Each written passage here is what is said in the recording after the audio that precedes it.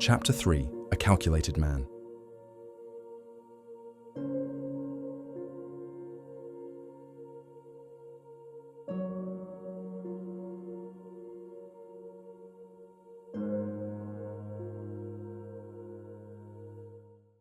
Dorset Street wore the afternoon like a film of soot. Inside number 1, the air smelled of coal, oil, and ink. A thin hiss of steam gave the house its own quiet breath. Brass teeth, ranks upon ranks of them, caught the low light like a congregation of small suns. Drawings lay pinned in drifts across every flat surface. Arcs and ladders of numbers, little arrows, tidy notes in a quick, unfussy hand. At the centre of it all stood a waist-high lattice of wheels in a rigid brass frame, a working section of the difference engine, and beside it, a small boiler with a flywheel and governor, lashed in by pipes that looked both provisional and inevitable. A boy of 16 knelt at a valve with a spanner. "It escapes again," Henry Babbage said, wiping condensation from his knuckles. "Hisses like a kettle." "Steam does not leak, Henry," his father replied without looking up. "It escapes, like money through the hands of Parliament." He peered through a jeweller's glass and slid a sliver of brass under a pivot. "There. Now, gently. Give her breath." Henry cracked the valve. The governor quivered, the flywheel turned, and the first column of numbered wheels on the engine came alive, a soft, orderly clatter, as if some polite animal had begun to walk. "Watch the head of the column," Charles Babbage said, voice bright. "We seed it with 3 values, the differences between them, and the differences of those differences. After that, no human hand, only law." He brought his palm down on a small lever. Above the first stack, a paper strip advanced in a narrow frame. The engine clicked. The top dial settled on 0001. It clicked again, 0004. Again, 0009. The strip took a dainty bite of ink from a felt pad and printed each value as it came. Henry squinted. Squares. "Just so." "A simple demonstration," Babbage said, unable to stop the pleased tilt of his mouth. "The principle, not the feat. See how it carries? No clerk to stumble from 8 to 3, no compositor to invert a column. Brass does not grow tired." Henry crouched by the frame, listening to the even tick. "Will it multiply, differentiate, print tables for the tides?" Babbage's eyes went to the boiler as the governor steadied. "It will do what we instruct with the patience of a saint and the memory of a book." Henry leaned his shoulder against the bench. "And if a man tells it a lie?" "It will carry the lie perfectly," Babbage said at once, then softened it with a half smile. "Which is why we must be careful what we tell it. Now, take this." He passed his son a thin brass shim. "Slip it under the bearing there, a whisper's worth. Do you feel the friction ease?" Henry did, and the sound changed. A smoother engagement, the wheels agreeing with one another. He grinned despite himself. "Feels like a boat that's found the tide." "Precisely," Babbage said, delighted. "When the parts are true, the world is kind." A knock sounded from the hall. Mrs. Whitmore's voice came with it. "Mr. Babbage, 2 gentlemen, insistent ones. Gentlemen from the company." Babbage sighed, removed the glass from his eye, and wiped a line of chalk from his waistcoat, as if he'd only now noticed he was wearing it. "Of course. Admit them. And, Mrs. Whitmore, watch their elbows. Everyone leans on the tables." The workshop door creaked, and the visitors stepped into a room crowded with half-built machines, rolls of drawings, and the sharp smell of oil. Brass cogs gleamed on every surface, papers scattered in drifts underfoot. Samuel Merton, clutching his sheaf of notes to his chest, muttered to Sir Edmund Rawdon, "Good Lord, looks more like a junk shop than a workshop." From the back of the room, a voice called out cheerfully, "A workshop, sir." The junk shop would at least have the decency to sweep. Both men started. Charles Babbage emerged from behind a frame of gears, Henry just behind him with a spanner still in hand. Babbage's eyes twinkled. as he adjusted his spectacles. "And do mind your boots, gentlemen. You're standing on 6 weeks of genius." Merton flushed scarlet. "Mr. Babbage, my apologies. I did not mean—" He stumbled into a bow. "Samuel Merton, Secretary to the East India Company. We've all heard, remarkable things about your work." Rawdon cast an eye about, suspicion and curiosity wrestling in the turn of his lip. "This is a devil of a workshop," he said as he gazed around the room. "Looks like a clockmaker married a cannon foundry." "A happy union, in my experience," Babbage replied pleasantly. "You've come about the Resolute." Rawdon's head jerked. "You've heard." "I make it my business to hear what concerns arithmetic," Babbage said, tapping the paper strip where neat digits marched. "A ship cannot lose herself without someone first losing a number." Rawdon bristled. "There was a storm." "There are always storms," Babbage said, same gentle tone. "Storms are honest. They blow as they mean to. Tell me, did your navigator copy his figures by lamplight in a gale? Did a compositor in some warm London room set a 7 where a 1 ought to stand?" He waved a hand, shooing the speculation away. "No matter. You did not come for sermons. You came because men were lost." Henry glanced up at that. For a moment the workshop seemed to hold its breath. Merton's voice was quiet. "We have extracts from the log. The company hoped a man of your talents might tell us what went wrong." He drew a folded page from his coat and set it on the cleared corner of a table without leaning. "The last sound observation, a lunar distance taken before the second bell, a course, a speed, then nothing."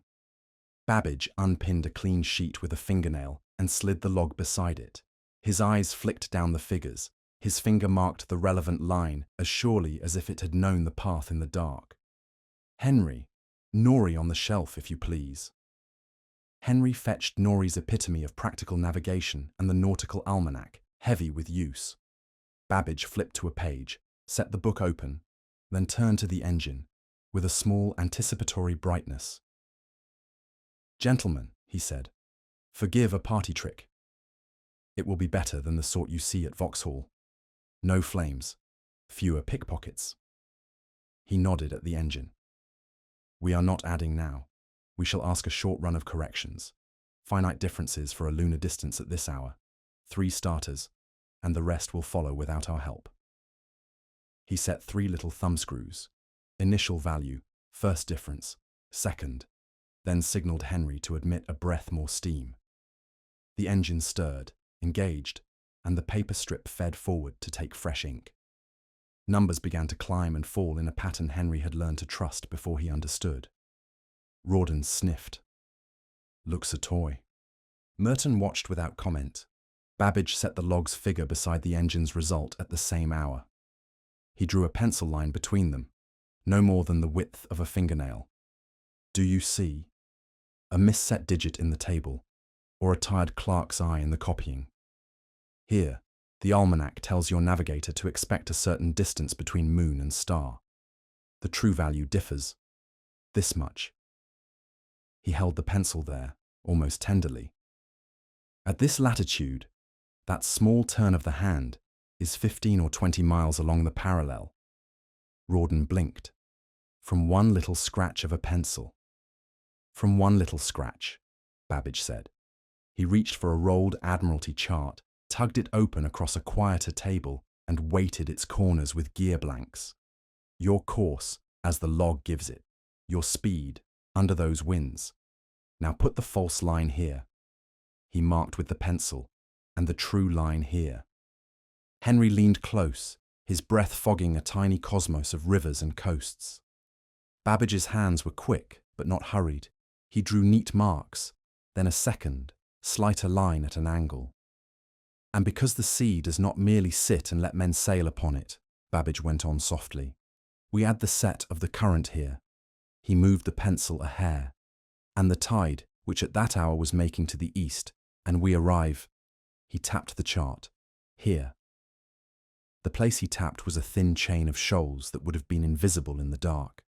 Not a skull and crossbones, nothing melodramatic, merely a stitched seam where water and stone had shaken hands for centuries without caring who watched. Rawdon stared. "You cannot be sure." "No man is sure," Babbage said, "but numbers are less uncertain than recollection. Your log puts the ship here if the tables were trusted as printed. My engine puts the true guide here. Between the two, stone. A storm is honest. This is arithmetic." Rawdon's eyes went from chart to engine and back again. "You're saying a table set wrong in London could wreck a ship 2,000 miles from it." "I am saying a digit misset in a warm room with a clean pen can kill a cold sailor with salt in his boots," Babbage replied, still soft. He lifted the paper strip from the press and let the ink numbers catch the light. "Give me brass and patience, and I will write your tables so clean no man needs squint, so true no compositor can betray them. You could set this going at dawn, and at dusk have a page of sound values ready for any navigator with eyes to read." He looked at the chart once more, at the narrow seam of hazard. When he spoke again, his voice had lost its lecture and found something else. A plainness that made Henry look up. "And it would have saved you a cargo," he said, "and spared the lives of the men lost at sea." No one spoke for a moment. The engine went on with its deliberate ticking, untroubled by grief. Rawdon recovered first. "What would it cost," he asked, but less certain now, "to finish this engine, so that it can do what you say?" "Far less than another wreck," Babbage said, and even he heard how neat the phrase sounded. He smiled, wry at himself, then folded the chart with care.